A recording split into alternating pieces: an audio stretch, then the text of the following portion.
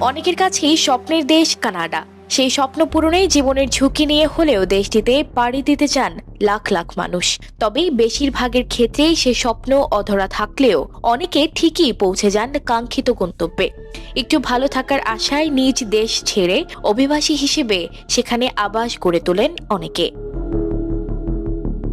তবে সম্প্রতি সেই অভিবাসীদের কানাডা ছাড়ার হিড়িক লেগে গেছে। অর্থাৎ যে যেভাবে পারছে, যত দ্রুত পারছে কানাডা ছেড়ে অন্য দেশে পাড়ি দেওয়ার চেষ্টা করছে।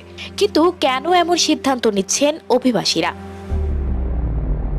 বার্তা সংস্থা রয়টার্স এ নিয়ে একটি প্রতিবেদন প্রকাশ করেছে। এতে কারণ হিসেবে উল্লেখ করেছেন, কানাডায় জীবনযাপনের ব্যয় বেড়ে গেছে বহুগুণ, আছে আবাসস্থলের স্বল্পতা। সব মিলিয়ে দেশটি থেকে পিছু হটতে শুরু করেছেন তারা।